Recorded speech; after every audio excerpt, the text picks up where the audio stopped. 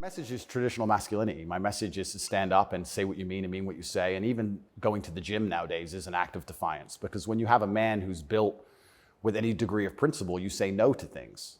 And I think if I have to analyze my message and why I'm so disliked by the people who dislike me, it's not the things I'm saying, it's the fact that if you adhere to my principles and you adhere to the things I say, you end up being the kind of person who will resist certain ideas. You say no. What kind of man never says no? Name a man who never says no. Men say no, right? Men wake up and say, no, I don't think that should be done this way. No, my children will not be taught that. It's no. the father's primary job. Absolutely. So when you say to men, listen, you're allowed to have an opinion. You're allowed to have standards. You're allowed to have boundaries and barriers. You're allowed to get up and become important and work hard and try hard and become the kind of man who can't be controlled, then you're seen as an enemy. And I, especially with the massive influence I've gained, I think they look at me and go, he's helping men resist the slave programming. We don't need him around. We need to empty their brains so we can inject the slave programming and convince men to be eunuchs, because once you're eunuched, then you're not a threat.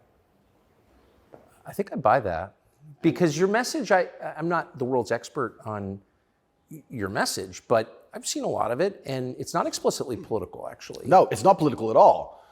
And their original attack before this Matrix attack is they weaponized virtue, which is what they usually do. There's no genuine virtue inside of these people. They weaponize virtue. They find a virtue and they turn it into a bullet and they shoot it at you. I'm sure you know very well. Yeah, I've heard. Yeah.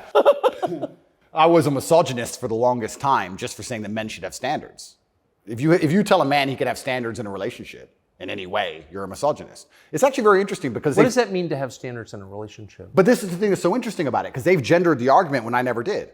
I said as a man, you shouldn't have a girlfriend who is a liar and a cheater, and you also shouldn't have male friends who are liars and cheaters. You shouldn't be around dishonest people, yes, male or female. Amen. And they gendered it and said, he's a misogynist. He's saying that men should only act this way with women, etc. I said that men should have standards, and you should have protocols that you're prepared to accept, and you should have hard parameters. And if a woman doesn't want to adhere to those parameters, that's her decision, and it's her prerogative. But you don't have to stay with her. Why should you? What's wrong with that? Well, that's teaching men to say no. They don't want men to say no. So are you arguing that it's better to be with a virtuous woman?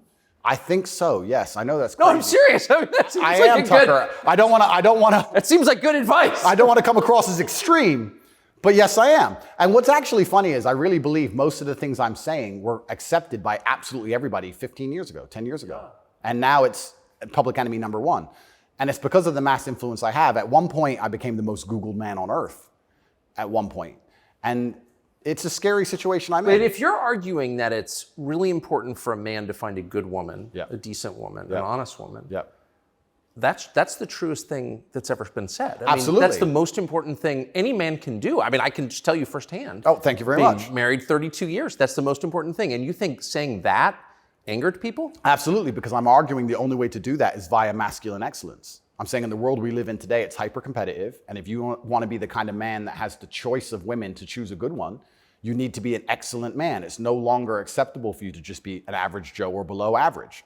You have to get up and you have to work hard and you have to be smart and interesting and you have to be charismatic and make some money and be in good shape and you have to try very hard. And unfortunately for them, if you follow that path as a man and you become successful in those realms, you end up being the kind of person who resists enslavement. You become the kind of person who wakes up and says, no, I don't believe in that. That doesn't make sense to me. I can't imagine a better message than that.